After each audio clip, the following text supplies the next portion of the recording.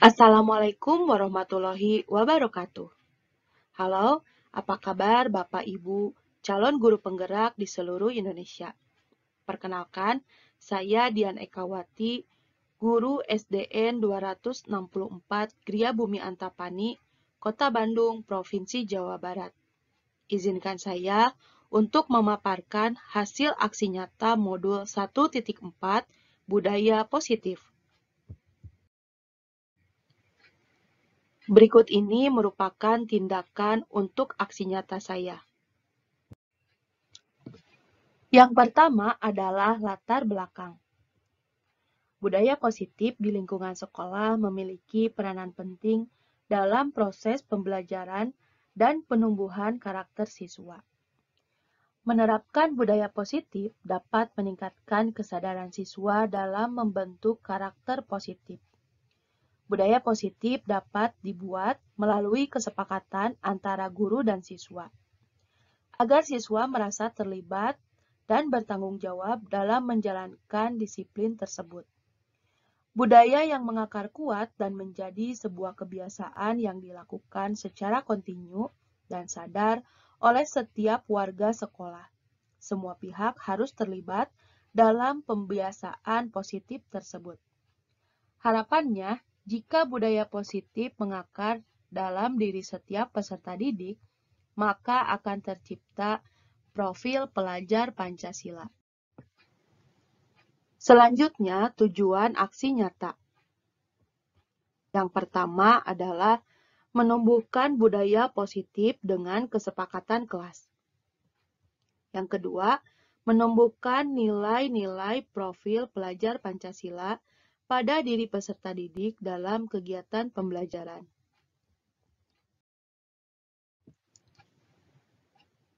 Tolak ukur keberhasilan aksi nyata saya adalah yang pertama, peserta didik mampu membuat kesepakatan kelas yang dibuat bersama dan menjalankannya dengan penuh tanggung jawab. Yang kedua, peserta didik dapat mengaplikasikan nilai-nilai profil pelajar Pancasila secara sadar dan kontinu dalam proses belajar. Selanjutnya, lini mangsa tindakan yang akan dilakukan. Yang pertama, menghadap kepala sekolah untuk menjelaskan pentingnya penanaman budaya positif dan keyakinan kelas di sekolah, serta meminta izin untuk mendesiminasikan bersama rekan guru. Yang kedua, sosialisasi kepada peserta didik terkait disiplin positif, kesepakatan kelas, dan profil pelajar Pancasila. Yang ketiga, kesepakatan kelas yang telah disepakati selanjutnya ditandatangani seluruh warga kelas dan dipasang di dinding kelas. Berikut merupakan dukungan yang dibutuhkan. Yang pertama adalah dukungan dari kepala sekolah, rekan guru, serta murid agar tindakan yang telah disusun dapat dilakukan secara lancar dan menyeluruh. Yang kedua, dukungan dari warga sekolah sebagai panutan atau teladan bagi peserta didik dalam pembinaan budaya positif. Yang ketiga, dukungan dari orang tua di rumah dalam menerima budaya positif.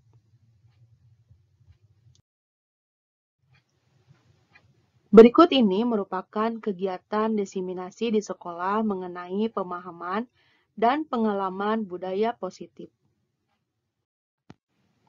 Assalamualaikum warahmatullahi wabarakatuh. Terima kasih kepada Ibu Kepala Sekolah yang sudah mengizinkan saya untuk mendesiminasikan tugas saya tentang aksi nyata modul 1.4 tentang budaya positif. Yang mana pada tugas kali ini saya harus mendesiminasikan pemahaman saya tentang budaya positif kepada teman-teman. Jangan lupa salawat bersalam semoga senantiasa tercurah kepada junjungan kita Nabi Muhammad SAW, juga kepada para sahabatnya, kepada para tabi'innya, hingga kita para pengikutnya sampai menjadi Amin. Pada kesempatan kali ini saya akan mendefinisikan tugas SMK modul 1 tentang budaya positif. Di dalam budaya positif ini ada konsep utama modul budaya positif. Di sini ada 7. Yang pertama adalah perubahan paradigma belajar. Yang kedua disiplin positif. Yang ketiga hubungan dasar manusia. Yang keempat motivasi perilaku manusia. Yang kelima posisi kontrol restitusi. Yang keenam keyakinan kelas. Dan yang terakhir segitiga restitusi. Nah, yang pertama adalah pembelajaran dengan paradigma baru. Pada pembelajaran pada paradigma baru ini, pendidikan kita itu dirancang berdasarkan prinsip pembelajaran yang terdiferensiasi, sehingga yang mana setiap siswa ini belajarnya itu tidak seperti pada saat menggunakan kurikulum 2013, tapi di kurikulum mereka ini siswa belajar itu sesuai dengan kebutuhan yang mereka butuhkan gitu ya. Jadi secara terdefinisiasi ini anak-anak belajarnya itu sesuai dengan kemampuan yang dia miliki. Yang mana di sini pada perkembangan prosesnya itu untuk menuju dimensi profil pelajar Pancasila. Nah, profil pelajar Pancasila itu ada 6.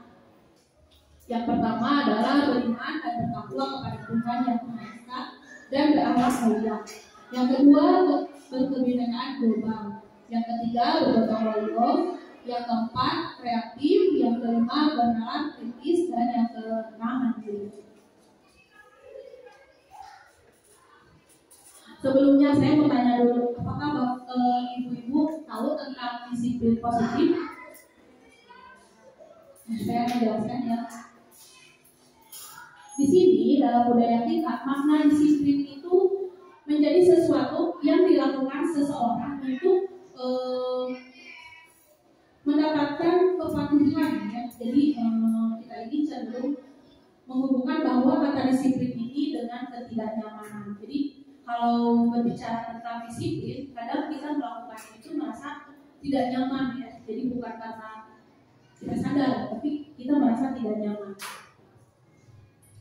Nah, disiplin positif ini sebagai pendidik tujuannya adalah menciptakan anak-anak yang memiliki disiplin diri sehingga mereka bisa berperilaku dengan mengacu pada nilai-nilai kebajikan universal yang memiliki motivasi intrinsik bukan eksplisit. Nah, di sini kita sebagai seorang guru dituntut untuk bisa mendisiplinkan diri mereka supaya mereka itu memiliki keinginan atau memiliki kebajikan yang bisa melaksanakan yang namanya disiplin positif. Nah, sementara disiplin positif sendiri adalah salah satu cara penerapan disiplin yang bertujuan untuk menumbuhkan kesadaran serta memberdayakan anak untuk melakukan sesuatu tanpa sebutan ancaman maupun hukuman. Nah, di sini kita kadang tanpa sadar ya, anak-anak itu melakukan sesuatu hal yang dinamakan disiplin tapi dengan ancaman. Bahkan ketika kita lihat juga anak-anak itu melakukan sesuatu hal yang disiplin itu karena dia takut dihukum oleh guru. Jadi betul-betul kesadaran pada diri sendiri. Nah, di sini disiplin positif itu merupakan pendekatan pendidikan untuk melakukan kontrol diri dan pembentukan kepercayaan diri. Jadi kalau anak sudah punya disiplin positif, dia itu bisa mengontrol dirinya untuk melakukan peraturan tersebut tanpa dipaksa oleh pihak manapun. Jadi dia dengan penuh kesadaran dia melaksanakan peraturan-peraturan yang sudah ditetapkan baik di kelas maupun di sekolah.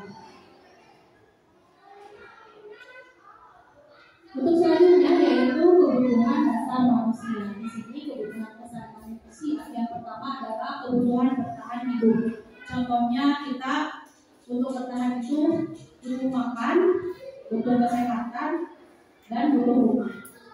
Ini yang pertama. Yang kedua adalah kasih sayang dan rasa diterima. Nah, kadang kita ini kalau lihat di kelas banyak sekali anak-anak yang membutuhkan rasa kasih sayang dari kita karena dia tidak mendapatkan rasa kasih sayang yang cukup dari keluarganya. Misalkan anak ini menjadi anak yang caper karena dia ingin kita memperhatikan dia gitu. Ini juga merupakan kebutuhan dasar manusia. Jadi dia itu butuh yang namanya kasih sayang dan rasa diterima. Salah satu contoh rasa diterima itu setiap anak memiliki karakter yang berbeda. Kadang kita lupa selalu anak ini pasti bisa atau sesuai dengan apa yang kita pikirkan. Padahal di balik semua itu anak itu punya kekurangan yang mana yaitu butuh diterima oleh kita sebagai seorang ibu. Yang ketiga, penguasaan yaitu kebutuhan pengakuan atas kemampuan. Nah, di sini juga anak itu butuh yang namanya pengakuan bahwa yaitu memiliki potensi yang ada di dalam dirinya yang bisa ditunjukkan kepada kita sebagai seorang pendidik. Jadi tidak hanya kebutuhan saya yang mereka juga butuh yang namanya pengakuan atas kemampuan yang mereka miliki. Nah, yang keempat adalah kebebasan. Nah, di sini kadang kita membatasi ya kebebasan tentang anak. Padahal kalau kita lihat dari kebutuhan dasar anak itu ataupun kita sendiri itu yang namanya kebebasan. Supaya apa? Supaya kita bisa lebih kreatif, lebih apa yang kita lakukan ke anak itu menjadi suatu inovasi-inovasi yang bisa membangun. Kalau kita tertekan, tidak merasa bebas, kita akan sulit melangkah kemanapun. Jadi kalau misalkan kebebasan ini terhalangi, otomatis kreativitas kita sebagai pendidik pun tidak bisa terpenuhi. Makanya supaya kita merasa luas mengajar, nah kebebasan ini juga harus kita dapatkan. Tapi bebasnya ini harus terukur, tidak boleh bebas. Nah, tidak kalah penting yang kelima adalah kesenangan. Di sini kebutuhan dasar manusia itu tidak hanya yang ini, tapi yang terakhir ini merupakan salah satu hal yang membuat mood kita itu menjadi meningkat, menjadi lebih baik. Karena begini, jika kita senang, otomatis mood kita ketika mau mengajar itu meningkat. Bahkan ketika kita memiliki kesenangan ini, hati kita gembira, terus kita merasa bahagia, di lingkungan sekitar kita juga akan merasakan kebahagiaan. Tapi kalau misalkan kitanya tidak bahagia, misalkan kita sedikit marah, sedikit merasa tersinggung, sedikit merasa tidak cocok dengan apa yang dengan pikiran kita, ya otomatis dengan lingkungan kerja kita sendiri pun akan berpengaruh, terutama ketika kita mengajar kepada anak. Jadi kita bangun dulu yang kebutuhan dasar manusia ini supaya kita bisa nanti menunjukkan anak-anak yang berdimensi profil pelajar Pancasila. Karena untuk mewujudkan semua itu, mood kita itu harus harus bagus. Jangan sampai kalau setengah hati terus kitanya nggak bahagia, kitanya malah jadi stres. Ya, jadi stres, kadang kita menjadi sedih, mau ngapa-ngapain sulit ya, jadi selekan orang Sunda seperti itu. Nah, Selanjutnya adalah motivasi perilaku manusia. Di sini motivasi perilaku manusia itu merupakan dorongan yang timbul pada diri seseorang secara sadar atau tidak sadar untuk melakukan suatu tindakan dengan tujuan tertentu. Ini juga perlu ditanamkan kepada anak-anak supaya mereka ini punya motivasi, terutama motivasi untuk lebih maju dalam belajar. Di sini motivasi perilaku manusia itu dibagi tiga. Yang pertama, menghindari ketidaknyamanan dan hukuman. Nah, contohnya untuk motivasi perilaku manusia yang menghindari ketidaknyamanan dan hukuman, yaitu murid melakukan disiplin diri karena dia takut dihukum. Jadi dia melakukan sesuatu itu bukan karena dia merasa harus mematuhi aturan itu, tapi karena dia takut dihukum. Sehingga motivasi ini bersifat eksternal, jadi dari luar, bukan dari dalam. Yang kedua yaitu motivasi mendapatkan imbalan atau penghargaan dari orang lain. Nah, ini juga seringkali terjadi kepada murid kita, yang mana di sini murid itu melakukan disiplin diri karena dia itu ingin mendapatkan hadiah, pujian atau imbauan. Jadi dia itu melakukan sesuatu kalau dia mendapatkan apa yang dia harapkan. Tapi di sini kalau dia terbiasa seperti ini, terbiasa mendapatkan imbalan, pengakuan atau hadiah, dia akan kecewa ketika apa yang dia harapkan itu tidak dia dapatkan atau kebutuhan ini tidak terpenuhi, dia akan merasakan dan kecewa. Maka di sini motivasi ini bersifatnya eksternal. Nah, yang ketiga yaitu motivasi untuk menjadi orang yang mereka inginkan dan menghargai diri sendiri dengan nilai-nilai yang mereka percaya. Di sini murid melakukan disiplin diri karena sadar akan nilai kebajikan dirinya. Jadi tidak ada paksaan ataupun tidak ada keharusan ya dari pihak lain, tapi dia sadar bahwa apa yang dia lakukan itu memang memiliki kebajikan untuk dirinya sendiri, sehingga motivasi ini sifatnya internal, jadi datang dari dirinya sendiri. Nah, ibu-ibu jangan lupa di sini ada konsep disiplin dengan identitas gagah. Di sini kadang kita sering memberikan hukuman kepada peserta didik kita. Hukuman di sini sifatnya itu menyakitkan. Kita juga merasa tidak nyaman, ya. Anak itu akan merasa takut terhadap kita. Selain itu, hukuman itu memaksa. Terus, murid itu menyembunyikan kesalahan. Nah, ketika kita memberikan hukuman kepada murid, tidak sedikit murid itu selalu menyembunyikan kesalahan. Bahkan dia sering memberikan kesalahan itu atau melemparkan kesalahan itu kepada orang lain. Nah, yang terakhir, murid itu menjadi rendah diri. Nah, ini juga bisa terjadi kepada diri kita sebagai seorang murid. Nah, selanjutnya ini bentuk penghargaan. Di sini memang bentuk penghargaan itu sifatnya tidak efektif ya, karena tergantung perspektif seseorang. Bagaimana menilai orang itu apakah cocok untuk diberi penghargaan atau tidak. Namun yang harus ditekankan di sini, penghargaan ini sifatnya tidak efektif. Yang kedua, bisa merusak hubungan karena penghargaan yang diberikan terhadap si A dan si B ini bisa menimbulkan rasa iri pada ini masing-masing orang yang mendapatkannya, ya. Lalu mematikan kreativitas. Tanpa sadar ketika kita memberikan penghargaan, ada anak yang tadinya dia itu bersemangat untuk melakukan sesuatu, kreativitasnya jadi terhenti karena ya buat apa? Karena saya tidak akan mendapatkan penghargaan. Kadang kita juga memberikan penghargaan itu hanya pada orang-orang tertentu saja, jadi tidak secara global ya, paling hanya beberapa saja.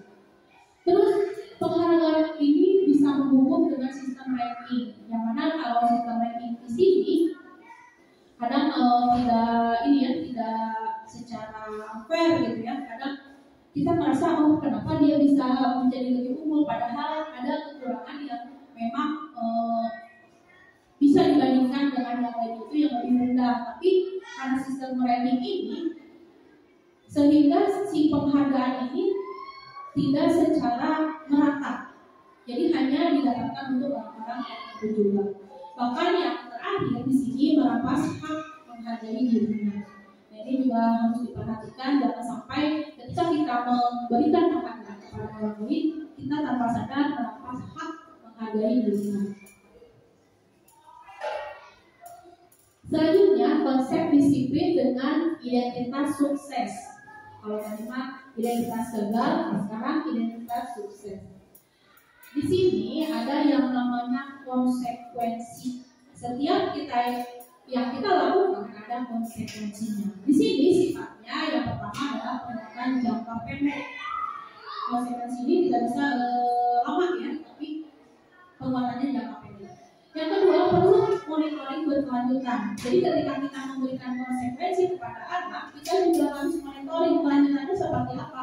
Apakah ada perubahan atau tidak. Yang ketiga, ada stimulus dan respon. Nah, ini juga sama ya. Ketika kita menstimulus, pasti ada respon. Tapi ketika kita tidak memberikan stimulus, kadang respon anak biasa saja, tidak dihiraukan oleh anak. Yang keempat di sini, murid menghormati peraturan karena dia takut ya mendapatkan hukuman atau konsekuensi, sehingga dia itu bisa saja menghormati peraturan yang ada. Nah, di sini yang terakhir, kehilangan waktu untuk merenungi kesalahan.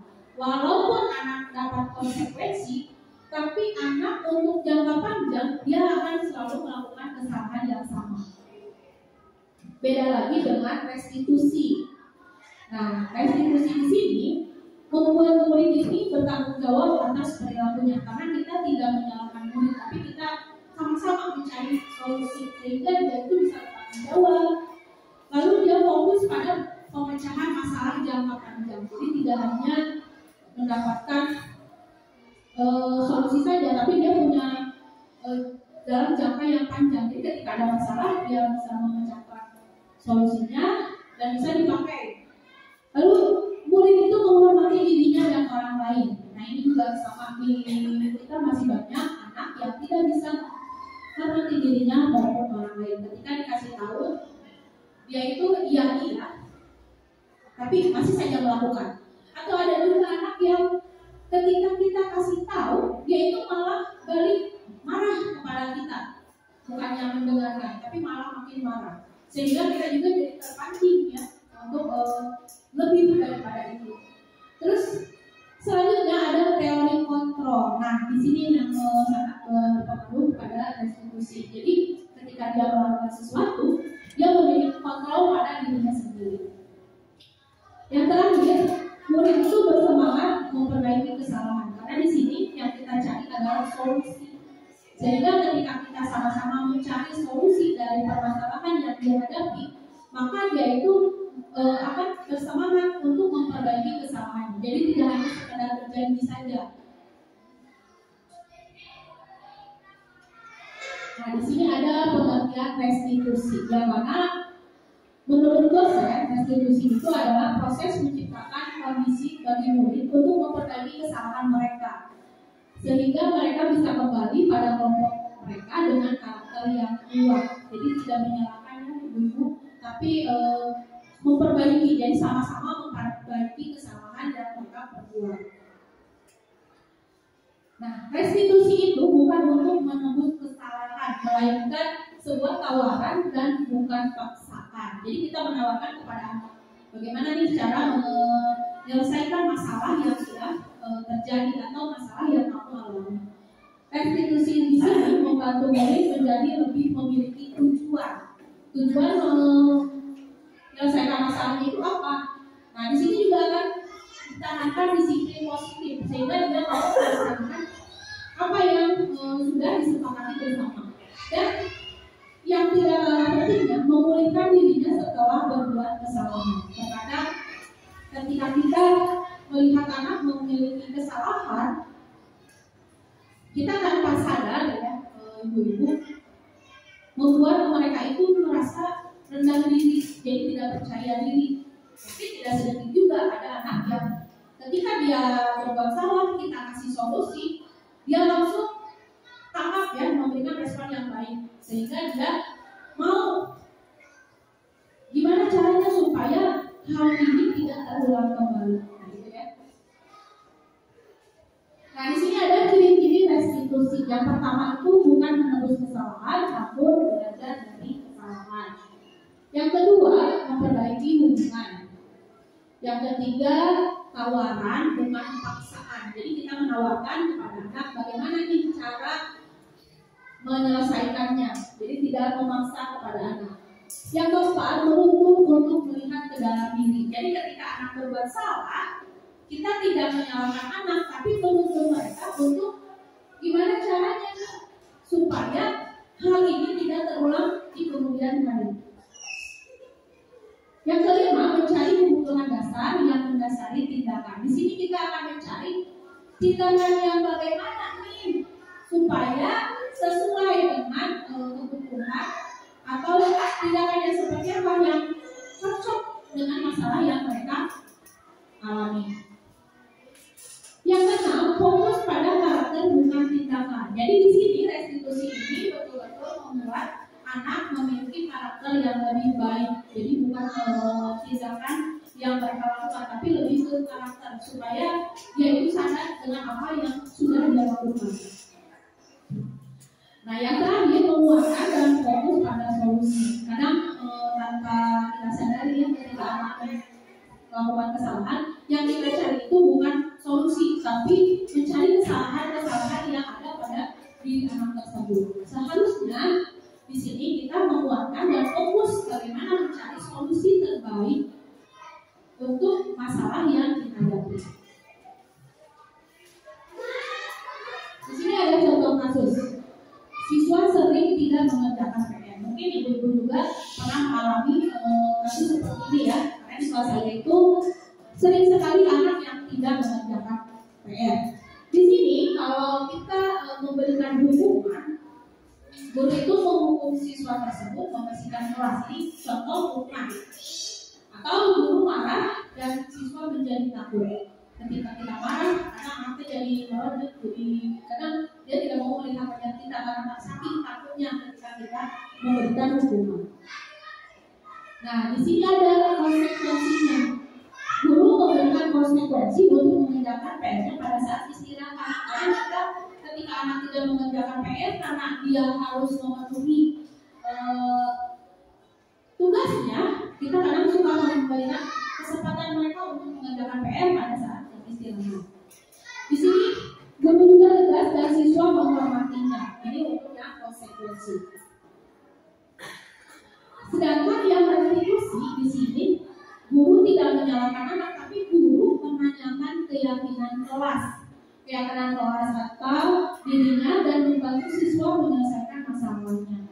Yang mana pada restitusi ini kita tanya, kenapa kamu tidak mengerjakan PR? Apa kendala yang kamu alami ketika mengerjakan PR sehingga PR yang ibu tugaskan tidak akan terlaksana? Jadi ini untuk restitusi. Nah, di sini juga guru menjadi terbuka dan siswa menghormati dirinya dan orang lain. Jadi di sini sangat terlihat sekali perbedaan antara hukuman, konsekuensi, dan restitusi. Ini ada 5 posisi kontrol restitusi. Yang pertama itu penghukum, yang mana penghukum ini guru bisa menggunakan hukuman fisik maupun verbal. Jadi kalau sekarang sudah tidak diperbolehkan guru memukul anak, mencubit, tapi masih ada guru yang menghukum anak secara verbal. Kamu memalukan, kamu membodoh itu sebaiknya dihindari. Yang kedua yaitu membuat rasa bersalah. Nah, ini juga sering kali kita temui kan.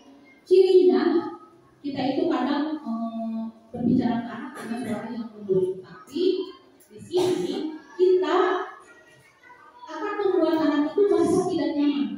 Ketika kita berbicara seperti itu, merasa tidak nyaman. Bahkan dia itu akan merasa bersalah dan rendah diri. Nah, ini untuk posisi kontrol membuat rasa bersalah. Nah, yang ketiga adalah posisi kontrol teman. Yang mana di sini posisi kontrol teman itu tidak menyakiti, tidak baik secara fisik maupun secara verbal. Namun mereka itu tetap berupaya mengontrol murid melalui persuasi. Kita bisa memberikan penguatan secara positif maupun secara negatif. Yang keempat, ada posisi pemantau. Nah, ini juga sering dilakukan. Cirinya itu mengawasi perilaku siswa dengan mengandalkan catatan atau data yang kita miliki. Jadi kita pantau apakah ketika anak ini melakukan kesalahan itu ada kebaikan atau tidak. Ini juga sama. Jadi ketika posisi guru menjadi seorang pemantau, jangan sampai kita hanya memberikan kata-kata saja. Nanti ibu cek ya, nanti ibu lihat ya. Tapi pada kenyataannya tidak dicek atau tidak dilihat. Harusnya yang pemantau ini secara berkesinambungan. Jadi posisinya itu secara berkesinambungan. Nah, yang terakhir adalah posisi kontrol sebagai manajer. Yang mana di sini seorang guru itu akan berbuat sesuatu dengan murid agar menemukan solusi dari masalah. Jadi dari kelima posisi kontrol institusi ini, yang idealnya itu adalah menjadi seorang manajer. Posisi kita sebagai manajer. Di sini ada contoh penerapan 5 posisi kontrol. Kasusnya adalah siswa terlambat hadir di sekolah. Nah, kalau posisi kita sebagai guru yang mengukur, kita akan berkata terlambat lagi. Apa disadangkan tepat waktu? Ini ya, untuk pengukur. Kadang ketika kita berbicara seperti ini, kita juga suka merokok ya, kadang sampai marah-marah gitu untuk yang mengukur. Nah, sedangkan untuk pembuat rasa bersalah, nada kita itu lebih tenang ya dibandingkan pengukur. Berapa kali bu guru harus memberitahu kamu, bu guru kecewa sama kamu. Jadi seolah-olah si anak itu merasa bersalah sekali ya, walaupun kita tidak marah. Tapi dengan kalimat ini, si anak menyadari, oh iya saya salah sudah melakukan kesalahan, contohnya terlambat datang ke sekolah. Nah, posisi kita sebagai teman di sini bahasanya itu, ayolah yang penting buat bu guru bangga. Kali ini tidak apa-apa kamu salah. Tapi di sini kita harus menanamkan persuasi yang positif, jangan sampai menanamkan persuasi yang negatif. Jadi posisi kita sebagai teman dia. Sedangkan posisi pemantau di sini, kamu sudah dilanggar apa peraturan dan konsekuensinya. Kita tanyakan apa sih yang sudah dilanggar dan apa konsekuensi ketika dia melanggar aturan tersebut. Ini yang pemantau. Sedangkan untuk posisi manajer di sini guru itu bertanya dulu, apakah kamu tahu kesalahan kamu? Ini kita tanya dulu ya. Kira-kira bagaimana kamu akan memperbaiki kesalahan ini? Jadi kita sama-sama tawarkan kepada anak bagaimana solusinya supaya ketika dia melakukan kesalahan, dia itu tidak hanya pintar melakukan kesalahan, tapi dia juga bisa mencari solusi dari kesalahan yang sudah dia buat sendiri. Ini untuk yang posisi manajer. Nah, ibu-ibu, selanjutnya adalah keyakinan kelas. Nah, di sini mengapa sih keyakinan kelas? Mengapa tidak peraturan kelas saja? Untuk menjawab hal ini, saya ada pertanyaan pemantik. Dan sini, mengapa kita memiliki peraturan tentang penggunaan helm pada saat mengendarai kendaraan roda 2 atau motor? Coba. Ibu tahu jawabannya? Kenapa sih kita itu harus menggunakan helm pada saat berkendara motor atau berkendara sepeda? Yang pertama mentaati peraturan, yang kedua adalah nah, mengapa kita memiliki peraturan tentang penggunaan masker dan mencuci tangan setiap saat? Tujuannya untuk apa ini? Jaga kesehatan. Nah, dari dua pertanyaan ini kita bisa menyimpulkan bahwa pertanyaan pertama untuk menjaga keselamatan. Yang kedua juga karena sekarang lagi banyak ini COVID ya. Jadi menggunakan masker dan mencuci tangan itu bisa ini masuknya ke dalam keyakinan kelas. Jadi banyak sekali hal-hal yang dilakukan, tapi dia punya satu inti yang dia yakini. Salah satunya kalau dia mau selamat berarti dia harus menggunakan helm. Tidak hanya menggunakan helm, ketika berkendara motor kalau dia ingin selamat kan dia harus menggunakan sepatu. Banyak ya Bu ya. Atau kalau mau selamat ya dia menggunakan motor dengan hati-hati, tidak kebetulan di jalan.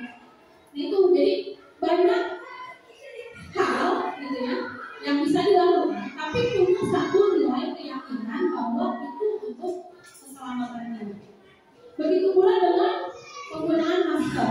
Di sini kalau kamu tidak mau tertular, ya kamu harus gunakan masker. Kalau kamu mau sehat, berarti kamu harus mencuci tangan ketika setelah melakukan aktivitas. Jadi jelasnya antara peraturan dengan keyakinan. Nah, ini adalah kegiatan membuat keyakinan kelas yang sudah dilaksanakan di kelas 4. Di sini yang pertama anak-anak itu berdiskusi tentang peraturan. Bahkan sudah saya tempelkan di sana ada keyakinan kelas. Jadi anak-anak itu membuat satu keyakinan kelas yang dia yakini dan akan dia laksanakan. Jadi sesuai kesepakatan. Jadi tidak hanya membuat saja, mereka juga sepakat untuk melaksanakan apa yang sudah yakini bersama. Nah setelah itu baru mereka itu merumuskan peraturan yang menjadi keyakinan kelas. Dan yang terakhir mereka menempelkan keyakinan kelas ini di papan tulis. Tadi saya coba anak-anak menempelkan di papan tulis. Setelah semua terkumpul, lalu kami sama-sama menempelkannya di kantor. Nah di sana banyak sekali keyakinan kelas yang mereka tulis. Yang pertama, tidak boleh mengobrol pada saat belajar. Terus harus datang tepat waktu. Mengucapkan salam ketika masuk ataupun keluar kelas. Lalu ada juga kita harus memiliki rasa tanggung jawab, mengerjakan PR. Jadi banyak sekali contoh keyakinan kelas yang bisa ibu-ibu lakukan di kelas masing-masing. Jadi tidak hanya peraturan saja, tapi kita buat kesepakatan. Ini bagaimana caranya supaya kelas ini menjadi lebih tertib dan lebih terarah. Yang pastinya kita punya satu tujuan supaya kelas kita itu menjadi lebih nyaman ketika berada di kelas. Karena jujur saja di kelas saya ini masih banyak yang suka berteriak-teriak. Sehingga ketika tadi membuat keyakinan kelas ini, Bu, aku mau berisik, silakan tulis. Bu, aku nggak suka kayak aku dipanggil, tapi dia itu mengambil aku. Nah, itu juga sama. Ada siswa yang menuliskan tidak boleh membuli teman dengan memanggil nama orang tua. Itu juga ditulis oleh anak. Sesuai kesepakatan dan mereka sepakat untuk melaksanakan keyakinan kelas ini tidak hanya sekedar tulisan saja, tapi kita sama-sama sepakat. Yuk sama-sama kita buat keyakinan kelas untuk kemajuan kelas kita. Nah, bagaimana pembentukan keyakinan kelas? Di sini ada beberapa poin tentang pembentukan keyakinan kelas. Yang pertama, lebih abstrak dari peraturan. Biasanya peraturan itu lebih banyak. Kalau keyakinan kelas itu lebih sedikit. Yang kedua, berupa pernyataan universal. Jadi secara universal yang tidak spesifik. Nah, yang ketiga dibuat dalam bentuk positif. Nah, di sini juga bisa menandakan contoh dilarang membuang sampah sembarangan. Karena bisa membuat kalimat positifnya buanglah sampah pada tempatnya. Atau kita tidak boleh berlari-lari karena di masa itu masih banyak anak yang suka berlari-lari di kelas. Ada anak yang menuliskan berjalan ketika berada di lingkungan kelas atau sekolah. Jadi itu ya dalam bentuk yang positif. Lalu di sini yang keempat sedikit saja ada mudah diingat. Jangankan murid kadang saya saja ketika membuat aturan kalau kalimat yang terlalu panjang sulit untuk diingat. Jadi kita buat keyakinan kelas ini kalimatnya jangan terlalu panjang. Contoh kayak tadi Bu, kelas ini ada yang suka menyontek. Nah, gimana caranya nih kalimat positifnya supaya dia itu kalimatnya lebih positif? Jadi bukan menyontek, jadi mengerjakan tugas dengan jujur. Jadi dibuat kalimat sebagus mungkin ya, sepositif mungkin. Nah, di sini ketika membuat keyakinan kelas, sesuaikan dengan kondisi kelas atau sekolah agar mudah diterapkan. Jangan memaksakan kehendak. Kadang kita memaksakan kehendak kepada orang lain tanpa kita lihat keadaan yang ada di sekolah kita atau di kelas kita. Kita nggak bisa membandingkan sekolah. Contoh ya, kelas saya dibandingkan dengan kelas 1A yang ada di sebelah saya, itu tidak bisa dibandingkan atau tidak bisa disamakan karena karakter setiap kelas itu berbeda. Bahkan kondisi kelasnya saja, kondisi anaknya saja berbeda. Jadi kita sesuaikan dengan kondisi kelas yang ada di kita. Nah, di sini jangan lupa ketika membuat keyakinan kelas itu semua siswa atau semua warga sekolah harus dilibatkan supaya mereka tahu. Tidak hanya tahu, mereka juga harus membuat minimal satu keyakinan yang kita sepakati bersama. Kadang anak itu ada yang menulisnya sama, tidak apa-apa. Tapi di sini nanti kita sama-sama simpulkan apa saja sih keyakinan kelas yang kita buat. Supaya apa? Supaya bisa dilaksanakan. Tapi enggak, ibu-ibu jangan memaksakan yang tidak bisa kita laksanakan. Jadi kita aku rasa ya apa yang sekiranya bisa dilakukan. Nah, selanjutnya adalah segitiga restitusi. Segitiga restitusi ini bisa kita gunakan untuk menemukan atau memecahkan masalah. Yang pertama di sini adalah menstabilkan identitas. Ketika anak membuat kesalahan, kita stabilkan identitas dulu dengan cara kita tanya nih, setiap orang pasti pernah melakukan kesalahan, pasti ya. Terus yang kedua, kamu bukan satu-satunya yang pernah melakukan ini. Ingat ketika menstabilkan identitas, jangan menjudge kamu ada boleh ya, tapi harus tanya dulu. Kita kita cek dulu kesalahan apa yang sudah dia buat.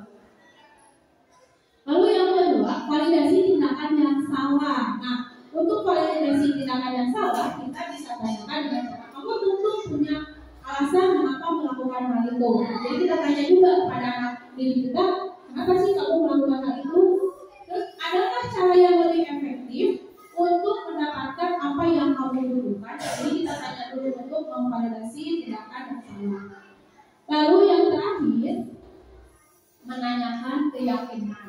Nah, untuk menanyakan keyakinan ini, kita bisa tanyakan kepada anak, keyakinan kelas apa yang telah kita sepakati. Kalau ibu sudah membuat keyakinan kelas, kita bisa tanya kepada anak, kira-kira keyakinan mana sih yang sudah kamu langgar? Nih, ya kita tanya. Terus yang kedua, kamu ingin menjadi orang yang seperti apa? Kita tanyakan juga. Nanti anak akan menyebutkan, aku maunya begini. Kita kasih kesempatan anak untuk menjelaskan apa yang dia rasakan atau apa yang dia inginkan. Jadi jangan ketika anak membuat kesalahan kita langsung ada kamu begini. Itu tidak bisa. Jadi kita tanya dulu alasannya seperti apa. Kalau memang sekiranya dia alasannya masuk akal, kita arahkan. Jangan sampai ketika dia berbuat salah kita tidak mengarahkan apa yang sudah dia lakukan. Jadi di kemudian hari atau bahkan besok bisa saja anak terus-terusan melakukan kesalahan. Nah, di sini saya sudah melaksanakan praktik penerapan segitiga restitusi. Di sini untuk kasus yang pertama yaitu anak makan di kelas pada saat belajar.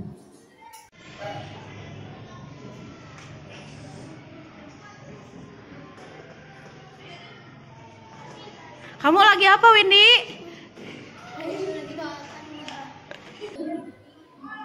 Ini sering sekali ketika kita mengajar, anak-anak itu suka makan. Kadang ini tanpa kita sadari anak menunduk itu mau ngapain, ternyata di kawasan ini ditemukan anak yang sedang makan ya. Nah ini untuk menyelesaikan masalahnya. Tahu kenapa ibu bangun di depan? Tahu Bu, karena saya makan saat belajar. Nah, kalau makan saat belajar itu benar atau salah? Salah Bu. Nah, ibu juga tahu ya kalau makan itu adalah suatu kebutuhan. Juga kalau lapar pasti akan makan. Emangnya hari ini tidak sarapan? Tidak. Kenapa tidak sarapan? Karena kalau sarapan saya akan terlambat sampai sekolah. Nah, emangnya kamu bangun jam berapa? Bangun jam 6 Bu. Kok tidak sempat sarapan? Karena setelah mandi saya menonton televisi dulu, baru jam 6.45 saya buru-buru berangkat ke sekolah. Jadi begitu. Apa yang dilakukan itu benar. Jadi buru-buru datang ke sekolah supaya tidak terlambat. Hari ini ditanyakan, masih ingat tidak tentang keyakinan kelas yang pernah kita buat bersama? Masih Bu, yaitu harus menghargai orang lain dan diri sendiri. Nah, kalau Willy makan di kelas, apakah sudah menghargai orang lain dan diri sendiri? Belum. Di sini, ibu tidak mau mencari kesalahan, tetapi ibu ingin kita bersama mencari solusi bagaimana supaya Willy tidak lagi makan saat sedang belajar. Nah, kira-kira apa Willy melakukan hal-hal yang Willy sebutkan tadi? Insya Allah saya akan melakukannya besok. Ibu harap kedepannya Willy menjadi lebih baik lagi. Jangan sampai mengulangi apa yang sudah Willy lakukan. Terima kasih Windy. Sama-sama Bu. Assalamualaikum warahmatullahi wabarakatuh. Perkenalkan nama saya Windy. Tadi saya dipanggil Bu Dian karena saya makan sewaktu pembelajaran berlangsung. Tapi saya tidak dimarahi. Tetapi kami sama-sama mencari solusinya. Terima kasih Bu Dian. Saya janji tidak akan mengulangi lagi. Assalamualaikum warahmatullahi wabarakatuh.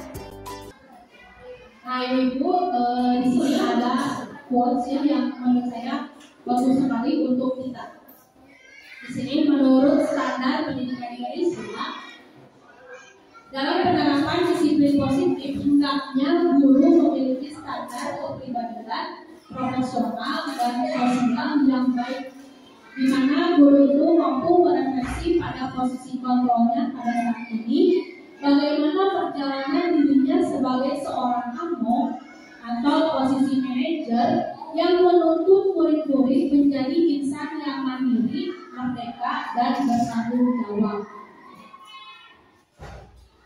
Nah, di sini juga ada tujuan mulia dari penerapan disiplin positif ini adalah agar terbentuk murid-murid yang berkarakter, berdisiplin, satu, jujur, peduli, tanggung jawab, dan merupakan pembelajar sepanjang hayat sesuai dengan standar kompetensi kelulusan yang diberikan. Mungkin hanya itu saja diseminasi budaya positif yang saya sampaikan.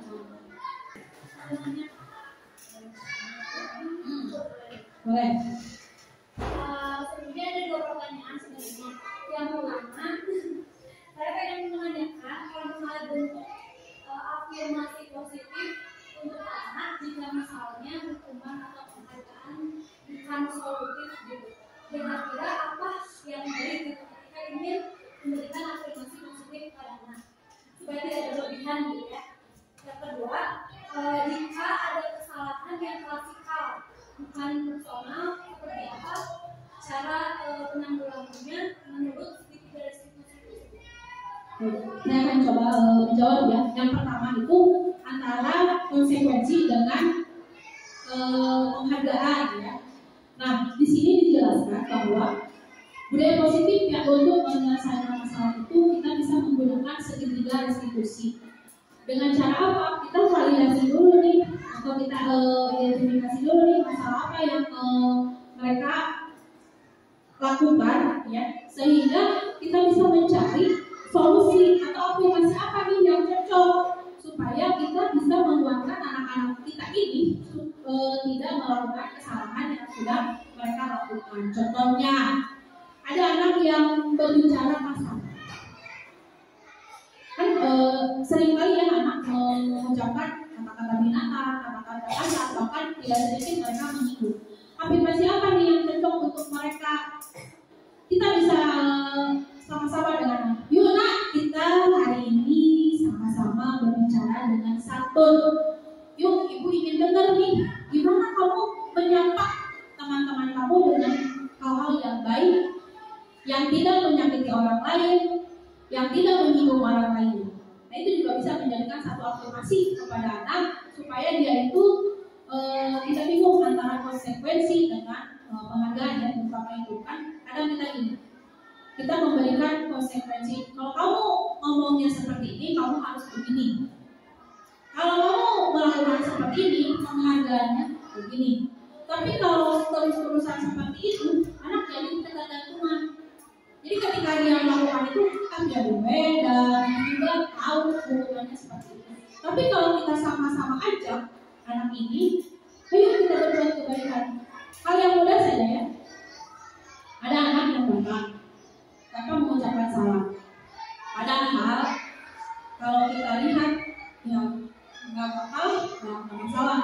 Tapi bagi anak, ketika kita datang ke kelas tanpa mengucapkan salah, ibu bener nih kayak kami oke ngomong, pepean, ibu kan salah kelas, saksu.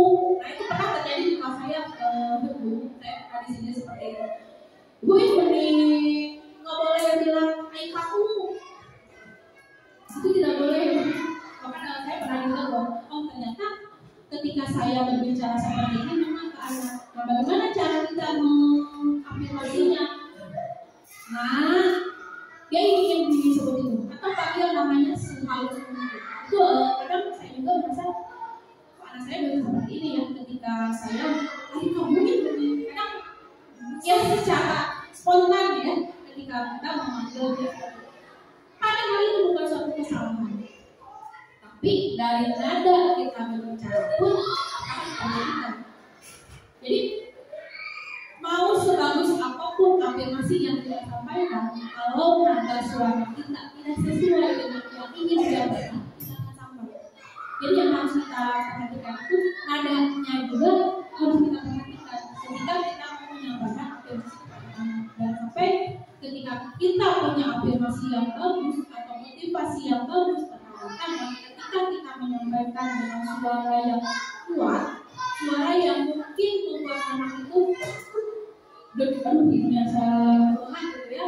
Ketika kita berbicaranya terlalu keras, kita berbicaranya terlalu tergesa-gesa, ada anak-anak ngomongnya tadi itu pikiran yang negatifnya ya. Padahal kita itu mengingatkan dia, kita itu mengajar dia supaya berbuat kebaikan. Tapi kadang keterimaan itu bukan itu. Jadi sebagus apapun kata-kata untuk mengafirmasi anak, kalau disampaikannya dengan tidak tepat, ya tetap saja salah. Jadi nada suara dengan penguatan kata itu tidak bagus. Terus yang kedua, bagaimana nih cara mencari solusi kalau anak itu berbuat kesalahan? Salah satu yang baru saja saya alami itu adalah merusak bola basket. Padahal pada saat kejadian itu bukan merusak ya, tapi memang ketika dilemparkan bola itu tiba-tiba kempes dan itu terjatuh. Kita lagi main olahraga, ketika ada saran kiri, nah bola itu mungkin kena awan sehingga kempes dan jatuh. Nah itu menjadi masalah secara fisikal. Anak saling menunjukkan si A, si B, ada salah kamu melemparnya terlalu kuat, ada kamu mah kapan itu sampai terjadi hal seperti itu. Nah bagaimana saya mencari solusinya supaya hal ini tidak berkepanjangan dan kita sama-sama cari solusi yang terbaik. Yang pertama itu dengan menerapkan segitiga restitusi. Itu sudah pasti saya terapkan, saya lakukan juga. Dan saya sama-sama mencari solusinya tidak hanya dari anak perempuan saja. Saya cari juga solusi dari anak laki-laki. Ini baiknya bagaimana? Saya tampung beberapa inspirasi dari anak-anak. Ternyata Dari sekian banyak yang disampaikan kepada saya, kita ambil kesimpulan bahwa ketika merusak bola tersebut, kita harus mengganti bola tersebut. Dengan cara apa? Kita memberitahukan kepada orang tua, ya sudah pasti kemarin karena berbicara dengan uang, karena mereka harus mengumpulkan uang untuk mengganti bola yang sudah dirusak. Tapi ada tapinya, jangan lupa saya juga meminta maaf pada guru PJOK. Dan itu sudah dilakukan baik secara saya pribadi, saya sudah minta maaf kepada guru PJOK-nya maupun anak-anak. Anak-anak juga sama, meminta maaf kepada gurunya tentang kejadian yang menimpa kami, karena ketika bola itu rusak, mereka itu saling menyalahkan, dan ini menjadi kesalahannya itu bukan oleh satu orang, tapi secara klasikal. Dan di sini saya terangkan bahwa ketika kita berbuat salah, jangan malu untuk meminta maaf. Itu yang pertama. Yang kedua, ketika ada masalah, kamu jangan berbuat hal yang tidak benar. Kamu jangan mengucapkan hal-hal yang di luar hal itu. Kalau kita punya salah, yuk kita sama-sama bareng-bareng cari solusinya seperti apa. Ternyata ketika sudah mendapatkan solusi, saya pribadi sudah mendapatkan solusi. Yang kedua, anak-anak itu senang. Oh iya ya Bu ya, nah kita bingung-bingung makanya nyalakan batu. Udah aja kita sama-sama nih bareng-bareng cari solusinya, yaitu mengganti. Setelah sepakat kita semua mau mengganti, alhamdulillah masalah di kelas itu selesai. Tinggal menunggu bolanya saja dikirim ke sekolah mana kita belinya online, jadi kita menunggu bolanya saja. Mungkin itu buatnya yang bisa saya sampaikan. Mudah-mudahan berkenan ya untuk menjawab mungkin hanya itu penyampaian yang bisa saya sampaikan. Mohon maaf apabila ada kata-kata yang kurang berkenan. Saya juga mengucapkan terima kasih kepada ibu-ibu yang sudah meluangkan waktunya untuk mengikuti diseminasi tugas saya pada aksi nyata modul 1.4. Wabillahi taufiq wal hidayah. Wassalamualaikum warahmatullahi wabarakatuh.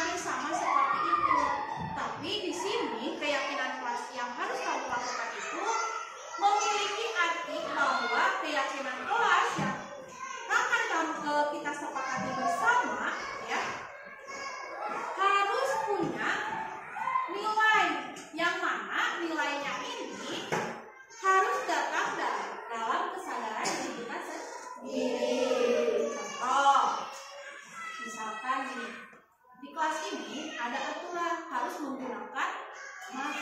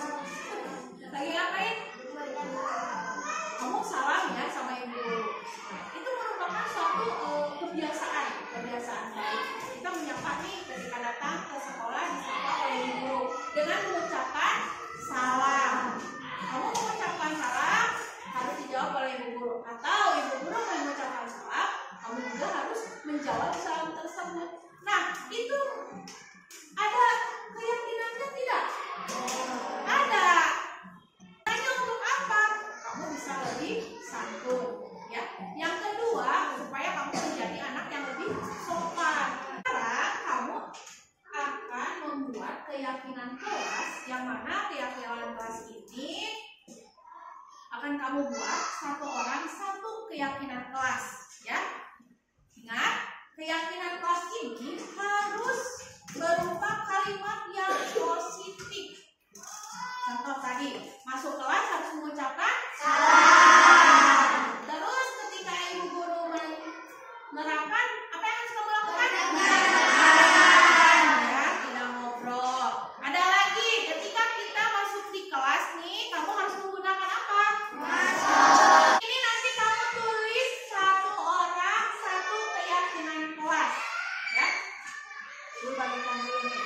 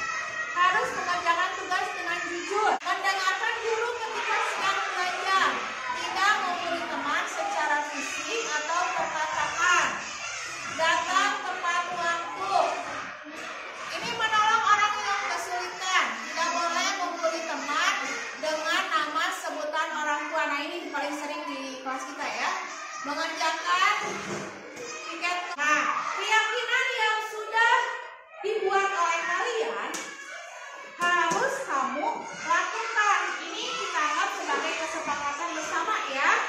Salah satunya di sini harus saling menolong. Terus tidak boleh membuli teman kamu dengan mengucapkan atau menyebut nama orang tua. Harus datang tepat waktu. Nah, biasakan ketika masuk ke kelas harus mengucapkan apa? Salam. Nah, ini juga bagus sekali, ya. Mengerjakan tugas harus dengan jujur. Nah, biasanya kamu sekali lirik sana, lirik sini. Ingat, ketika kamu menyontek, jawaban yang kamu lihat itu belum tentu benar. Lebih baik kamu kerjakan sendiri. Ini adalah kesepakatan atau keyakinan kelas yang sudah kita sepakati bersama. Nah, tinggal kalian lakukan sesuai yang sudah kamu tulis, ya. Di sini ibu kan tidak membuat paksaan terhadap kalian, ya. Kamu yang menulis sendiri, kamu sepakati bersama, dan ini yakini, ya, bahwa hal-hal yang kamu tulis di sini adalah hal-hal yang bisa kamu lakukan, baik dari sekarang maupun untuk berikutnya. Ibu ucapkan terima kasih. Assalamualaikum warahmatullahi wabarakatuh. Waalaikumsalam warahmatullahi wabarakatuh. Assalamualaikum warahmatullahi wabarakatuh. Saya Titin Kartini, Kepala Sekolah SDN 264 Gria Bumi Antapani. Seperti diketahui, profil pelajar Pancasila dapat terbentuk di lingkungan sekolah yang memiliki budaya positif. Budaya positif merupakan perwujudan dari nilai-nilai atau keyakinan universal yang diterapkan di sekolah. Budaya positif di sekolah tidak dapat diciptakan secara instan, tetapi diperlukan tuntunan dan teladan dari seorang guru. Guru harus menjadi contoh yang baik, sehingga murid dengan kesadarannya sendiri akan mengikuti apa yang dilakukan guru. Untuk dapat mewujudkannya, diperlukan peran guru penggerak sebagai pemimpin pembelajaran yang dapat secara nyata menggerakkan komunitas praktisi menjadi coach bagi guru dan mendorong kolaborasi guru untuk bersama-sama mewujudkan budaya positif. Sebagai guru penggerak harus mampu dan mau mengajak serta menggerakkan komunitas di lingkungan sekolah sehingga budaya positif di sekolah dapat diterapkan secara efektif. Hal ini sudah terbukti. Salah satunya adalah dalam penerapan budaya positif dalam pelaksanaan 5S, di mana semua guru setiap pagi menyambut siswa yang baru datang. Dan alhamdulillah dalam beberapa hari ada perubahan, di antaranya ada beberapa siswa yang biasanya datang terlambat karena adanya penyambutan dari guru. Dia akhirnya datangnya itu lebih awal. Sehingga di sini mungkin si anak itu merasa dibutuhkan, merasa diperhatikan, dan juga merasa dihargai, sehingga tumbuh budaya positif dalam dirinya. Demikianlah testimoni dari saya. Wabillahi taufiq wal hidayah. Wassalamualaikum warahmatullahi wabarakatuh. Assalamualaikum warahmatullahi wabarakatuh. Halo, perkenalkan nama saya Yuliani Febriana. Saya guru di SDN 264 Gria Bumi Antapani. Setelah mendengar paparan dari Ibu Dian Ekawati mengenai budaya positif, saya menyadari bahwa saat ini saya masih menjadi seorang penghukum dan hanya sering memberikan sanksi. Nah, dengan adanya pemaparan dari Ibu Dian, saya termotivasi untuk memperbaiki kualitas pembelajaran saya agar menjadi lebih baik. Terima kasih.